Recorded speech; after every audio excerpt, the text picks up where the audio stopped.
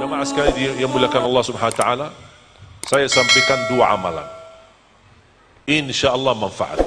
Mulai harimu baca Quran, tutupi harimu baca Quran. Kalau tidak bisa setiap waktu, setiap saat, paling tidak mulai harimu baca Quran, tutupi harimu baca Quran. Kalau bisa tutupi harimu baca surat Tabarak Al-Mulk. Kenapa? Karena salah satu surah yang menjaminkan kita selamat dari siksa kubur. Seandainya kita tidur meninggal dunia, insya Allah di siksa kubur diselamatkan oleh Allah dari azab. Suratul Mulk Tabarak. Amalan yang kedua, mulai hari ini tolong masing-masing punya kotak amal, simpan kotak amal di rumah. Untuk apa? Menjalankan sedekah subuh. Kenapa? Sedekah subuh termasuk sedekah yang terbaik. Semua sedekah setiap saat bagus, tapi yang terbaik, yang tersempurna di waktu subuh. Kenapa? Karena Rasulullah SAW bersabda, Allah turunkan malaikat, tugasnya satu. Di waktu subuh, malaikat mendoakan Allah ganti yang lebih baik daripada orang yang berinfak di subuh hari. Apalagi saat bersedekah yang sering terlupa. Saya yakin Bapak Ibu, semua jamaah tidak diragukan bersedekah dan berinfak. Tetapi jangan lupa doa sesudah bersedekah. Sering tertinggal doa, padahal sedekah yang disertai doa termasuk doa makbul. Contoh, isi sedekah waktu subuh, begitu isi sedekah, ya Allah aku mohon dengan berkah sedekah ini sembuhkan kedua orang tua yang lagi sakit. Ya Allah dengan berkah sedekah ini sembuhkan penyakitku. Ya Allah dengan berkah sedekah ini kami sudah lama menikah belum punya keturunan, karuniailah kepada kami keturunan. Ada teman saya 17 tahun tidak punya keturunan. Dan amalan sedekah subuh, beliau telefon 6 bulan kemudian, Ustaz, alhamdulillah istri saya hamil, habis 17 tahun. Saya 13 tahun tidak punya keturunan. Alhamdulillah, kemarin baru istri saya melahirkan. Usia sekarang 1 tahun 9 bulan, belum lagi, alhamdulillah dapat lagi. Yang sekarang usianya 3 bulan. Mudah-mudahan bisa hamil lagi, dan bisa nikah lagi, dan bisa banyak anak lagi. Saya mendorong adik-adik saya, masing-masing istrinya 4, dan setiap istri anaknya 1 lusin. Biar seperti ayah saya. Kenapa? Coba bayangkan satu keluarga 48 anak, Masya Allah, dan semuanya penghafal Al-Quran. Dan bisa kita kembali untuk membangkitkan Al-Quran di Indonesia. Bapak Ibu, Timur Tengah sedang menghadapi banyak macam ujian. Yang menjadi harapan untuk masa depan umat Islam di seluruh dunia adalah Indonesia. Makanya saya selalu berkata, kalau Makkah Madinah tempat dan pusatnya kedatangan Islam, insya Allah Indonesia negara dan pusatnya bangkitnya Islam untuk dunia. Saya yakin itu. Jangan main-main, percaya diri. Kita negara terbesar sedunia penduduk Islam. Kita tidak boleh kalah, harus semangat. Berjiwa semangat, iman, yakin kepada Allah, apalagi bersama Al-Quran. Wallahi akan Allah turunkan pertolongannya untuk kita semua. Makanya sedekah subuh jangan dilupakan, apalagi disertai doa. Tolong istri 1, anak 1, bapak-bapak masing-masing 1, anak-anak masing-masing 1 kotak amal. Biasakan mereka. Lagi hadapi ujian, ya Allah berkat sedekah ini mudahkan ujian saya biar lulus. Ajarin mereka selalu bergantung dirinya kepada Allah Subhanahu wa taala. Itu namanya tawassul bil amali salih, wasilah dengan amal salih. Tahu enggak cerita 3 orang yang masuk dalam gunung kemudian tertutup, mereka tidak bisa keluar? Tahu enggak ceritanya? Mereka masing-masing bagaimana bisa selamat dan keluar? Berdoa dengan amalan mereka masing-masing. Betul? Sedekah salah satu amalan. Doalah dengan amalan sedekah. Dahsyat terkabul hajat kita. Faham? Sekali lagi, mulai harimu dengan baca Quran, tutupi harimu dengan baca Quran. Yang kedua, jalani sedekah subuh.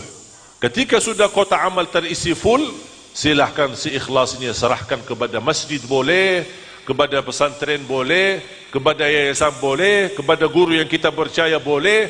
Mana yang kita niatkan boleh kita sedekahkan. InsyaAllah menjadi sedekah jariah yang tidak terputus pahalanya sampai hari kiamat. Dan insyaAllah mendapatkan terkabul hajat kita di sisi Allah Subhanahu wa ta'ala.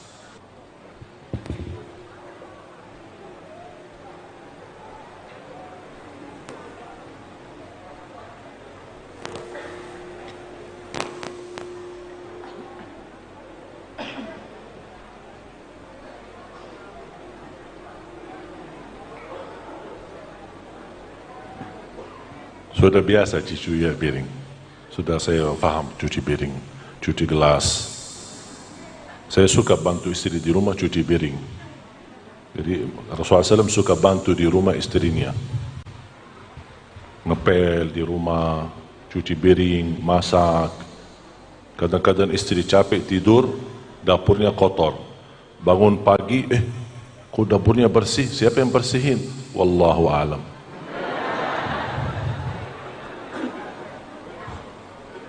Ini gelas bersih ya. Beda ha sama ha. Ha bantu dengan udara. Ha. Coba. Ada udara banyak. Kalau ha tidak ada banyak udara, cuma sedikit. Udara ditahan. Kalau lagi makanan pedas apa? Atau itu ha. Coba bersih ya. Karena banyak udara keluar jadi putih. Kalau dia tidak keluar apa-apa ya, jadi ha agak ditahan. Makanya alhamdu bukan alhamdu. Itu sudah berubah makna. Sudah faham? Makanya jamaah sekalian, safari dakwah kami mulai dari Ramadan, dan insyaAllah kami akan terus berjalanan safari dakwah ini sampai tanggal Hari Raya Idul Adha. Tahun kemarin kita berkeliling safari dakwah di daerah timur, Sulawesi, Papua, daerah-daerah sana. Tahun yang sebelumnya safari dakwah di Kalimantan. Tahun ini kami memilih Jawa Tengah dan Jawa Timur, mulai dari Ramadan sampai insyaAllah Hari Raya Idul Adha. Tahun ini semestinya saya berhaji, tetapi saya menunda hajinya demi kepentingan dan kemaslahatan umat. Bagaimana kita bisa membina umat agar kembali kepada Al-Quran dan mampu membaca Al-Quran sesuai bacaan Nabi Muhammad SAW. Dan menurut saya program ini jauh lebih utama daripada haji. Karena haji buat diri sendiri, tetapi kalau program ini buat umat. Dan di sisi Islam, yang pahalanya lebih besar, itulah jauh lebih utama dari pahala untuk diri sendiri. Target kami, cita-cita saya pribadi, insya Allah akan mencetak dan melahirkan 1 juta penghafal Al-Quran untuk Indonesia. Dan alhamdulillah program sudah jalan. Di antara program yang kami teruskan berjuangkan bersama tim adalah acara Hafiz Indonesia. Sudah lihat acara Hafiz Indonesia? Ini baru sedikit dari sebagian perjuangan. Dan sayang sekali Bapak Ibu, menonton acara Hafiz Indonesia yang sudah jadi, sudah matang, sudah direkam. Tapi banyak tidak tahu apa perjuangan kami di belakang layar. Selama 4 bulan sebelum tampil acara Hafiz Indonesia, kumpulkan anak-anak dari seluruh Indonesia. Kami datangin ke rumah mereka masing-masing, ke desa-desa, kampung-kampung, ke kota-kota, kabupaten-kabupaten, menetes hafalannya, bacaannya. Kita mengambil yang terbaik. Ratusan anak-anak kita dapat. Sayang sekali kita tidak bisa tampilkan ratusan anak-anak di TV. Kami sangat terbatas. Makanya kita milih yang terbaik dari ratusan orang. Terpilih 20 orang yang bisa tampil di acara Hafiz Indonesia. Dan ini yang 20 betul-betul yang terbaik dari jumlah yang begitu banyak. Dan sengaja saya menghadirkan adik-adik kandung dari Madinah. Saya lahir besar di kota Madinah, tapi darah saya Indonesia. Percaya enggak? Ya, darah saya Indonesia. Buktinya apa? Saya kemarin tes darah di rumah sakit, dokter kaget, subhanallah darahnya merah putih. Ini bukti pertama. Bukti yang kedua, saya menemukan sejarah keluarga saya di Indonesia. Apa sejarah keluarga? Ternyata ibu saya tidak pernah cerita. Ayah ibu, kaki ibu, dua-duanya kelahiran Lombok. Kaki ibu saya, istri pertama orang Bumi Ayu. Istri kedua orang Madura. Istri ketiga orang Lombok. Belum yang keempat sudah wafat. Beliau dibunuh sama penjajah Belanda. Ketika dia mampu mensatukan orang Sasak di Lombok untuk melawan penjajah Belanda, dibunuh sama mereka. Karena dia luar biasa, badannya besar, tinggi, dan sangat berani, makanya kesulitan bagi Belanda untuk menemukan. Sambil begitu bertemu, langsung dibunuh sama mereka. Makanya ketika saya bertemu Bapak Presiden, saya sampaikan, saya sebenarnya keturunan dan cucu pahlawan, tapi belum terdaftar. Ketika kami datang ke Indonesia 2008, saya sekarang sudah 11 tahun di Indonesia. Alhamdulillah saya terima penghargaan dari Bapak Presiden, Bapak SBY 2011, diberikan warga negara Indonesia. Lahir besar di Arab, kaki saya lahir besar di Indonesia, saya lahir di Arab, kembali lagi ke tanah air. Makanya saya jatuh cinta Indonesia. Terutama ibu-ibu juga. Yang buat saya sebenarnya betah di Indonesia ibu-ibu ini.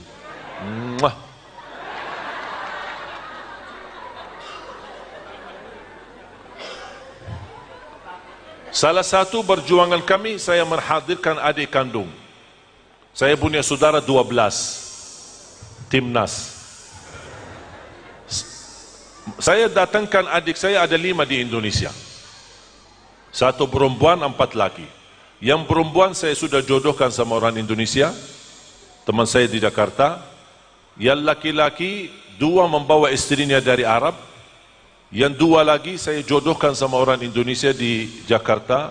Ada orang Cianjur sama orang Lombok. Jangan khawatir Bu, masih ada lagi. Kenapa saya menghadirkan mereka? Tujuan kami bersama-sama. Karena walaupun orang tua saya awam, bukan penghafal Al-Quran, tapi Alhamdulillah orang tua saya memiliki anak dan keturunan 12, ada 10 penghafal Al-Quran 30 juz, bukan juz 30. Makanya saya menghadirkan 5 adik kandung ini ke Indonesia untuk sama-sama memperjuangkan, melahirkan dan mencetak 1 juta penghafal Al-Quran. Mohon maaf, Quran ini bukan milik keluarga Ali Jabir, tapi milik kita bersama. Makanya habis kami musyawarah bersama tim, ada beberapa ustaz dan da'i yang mendukung program kami terus membentuk tim untuk menjalankan safari dakwah. Buat apa? Mengajak seluruh jamaah, ayo mari kita sama-sama terlibat dalam perjuangan mencetak 1 juta penghafal Al-Quran. Harapan saya, insyaAllah di masa yang akan datang tidak lama, insyaAllah kita bersama mampu menjadikan Indonesia menjadi negara Al-Quran. Bahkan cita dan harapan saya, insya Allah Presiden tidak lama lagi yang akan terpilih seorang penghafal Al-Quran. Nanti terbaca umuman besar, imam dan khatib, salat Idul Fitri dan Idul Adha, penghafal Al-Quran 30 juz, Presiden Republik Indonesia. Saya yakin. Kalau itu pun tidak berhasil, kalau terpaksa saya maju, saya maju. Apa salahnya? Kenapa saya yakin bisa terwujud? Karena pengalaman saya selama bersama Al-Quran, wallahi tak bakal gagal. Asal niat kita tulus lillahi ta'ala untuk menolong Al-Quran, membela Al-Quran, mencintai Al-Quran, berusaha semampunya menghafal Al-Quran. Makanya selalu saya berkata, hei orang tua yang merasa dirinya gagal menjadi penghafal Al-Quran, jangan putus asa dan jangan gagalkan anakmu menjadi penghafal Al-Quran. Kalau itu pun tidak berhasil, jangan jadikan hartamu tidak terlibat dalam perjuangan Al-Quran. Mudah-mudahan dari segi harta, infak, sedekah, niat dan wakaf menjadi saksi baik di hadapan Allah untuk Al-Quran. Barangkali di hari kiamat datang, ya Allah mohon maaf saya belum bisa menghafal, tapi Alhamdulillah hartaku menjadi sedekah jariah untuk Al-Quran. Ya Allah mohon gabungkan saya bersama Al-Quran agar dapat syafaatnya Al-Quran. Makanya doa saya selalu, ya Allah aku mohon jangan cabut nyawa saya sampai menjadi kenyataan 1 juta penghafal Al-Quran untuk Indonesia. Itu selalu doa saya. Saya tidak harap lagi. Mobil sudah diwakafkan, rumah sudah diwakafkan, dan diri saya pun saya sudah wakafkan. Sampai istri saya di Jakarta, memang karena dia urusin anak, tidak bisa kemana, karena saya tugas berat. berangkat sebentar sini, sebentar sana, isi sana, isi sana. Jadi sampai istri saya menanya, kapan boleh ketemu? Saya bilang nanti saya lihat jadwal. Saya kirim jadwalnya, ada jadwal kapan bisa ketemu istri. Makanya saya susah mau nikah lagi, gimana ya caranya? Harus istri yang kuat, yang mampu dan mening sampai kemana-mana, biar pun ke pelosok-pelosok daerah untuk bersama-sama berjuangan untuk Al-Quran. Oleh karena itu jamaah sekalian, berjuang ini sebenarnya tidak mudah. Tapi saya yakin, kenapa saya yakin mampu kita bersama bisa mewujudkan? Karena 3 tahun belakangan ini, alhamdulillah perkembangan Al-Quran di Indonesia sangat luar biasa. Saya sendiri dalam 3 tahun belakangan ini meresmikan lebih dari 100 pesantren di seluruh Indonesia. Itu menunjukkan apa? Begitu semangatnya anak-anak kita menjadi penghafal Al-Quran. Makanya kita punya kewajiban bersama. Ayo, mari kita sama-sama menwujudkan 1 juta menghafal Al-Quran. Dan insya Allah setiap masjid memiliki imam yang hafal 30 juz bersanad, yang langsung sambungannya kepada Rasulullah sallallahu alaihi wasallam. Siap? Semangat menjadi keluarga Al-Quran, berjuangan Al-Quran, insyaallah sama-sama mendapatkan syafaatnya Al-Quran. Amin ya rabbal alamin. Mari kita sama-sama berdoa. Selepas itu saya serahkan kepada panitia. Bismillahirrahmanirrahim. Alhamdulillahi rabbil alamin. حمدا كثيرا طيبا مباركا فيه مباركا عليه كما يحب ربنا ويرضى. اللهم صل على سيدنا محمد وعلى آل سيدنا محمد. Ya Allah, berilah kepada kami petunjuk kepada jalan yang lurus. Hidupkanlah kami dalam keadaan iman, wafatkanlah kami dalam keadaan Islam. Akhiri hayat kami dengan husnul khatimah. Ya Allah, atas izinmu kami bersama-sama kumpul di tempat ini, di majlis ini, di masjid ini. Berilah kepada kami kemuliaan sama-sama bertemu kembali di dalam surga-Mu ya Allah bersama Nabi Muhammad sallallahu alaihi wasallam. Ya Allah, jadikan kami semua ahlul Quran, para pencinta Al-Quran, berakhlak-akhlakul Quran, yang menjadikan hartanya, sedekahnya menjadi pendukung Al-Quran, yang menjadi saksi baik di hadapan-Mu hari kiamat. Ya Allah, berikan kepada kami semua syafaatnya Al-Quran. Jadikan keturunan kami anak dan cucu penghafal Al-Quran, yang mampu menhadiahkan kedua mahkota untuk orang tuanya ya Rabbal Alamin. Ya Allah, aku mohon untuk semua jamaah yang hadir, selepas majlis ini, masing-masing pulang sudah diampuni segala dosanya, disucikan hatinya, dibersihkan jiwanya, diselamatkan setiap langkah-langkahnya, dikabulkan hajatnya, dimudahkan segala urusannya, disembuhkan penyakitnya, diberikan kemudahan bisa ke tanah suci haji dan umrah.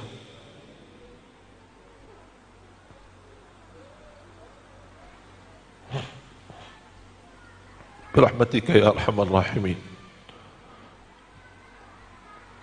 Ya Allah, saksikanlah niat baik kami untuk bersama-sama menwujudkan negeri kami menjadi negara Al-Quran.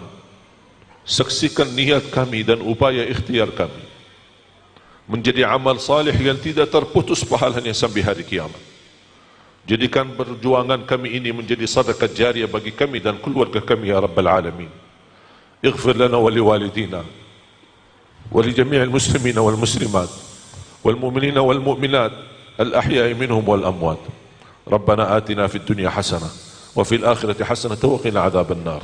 Wa sallallahu ala sayyidina wa nabiyina Muhammad walhamdulillahi rabbil alamin.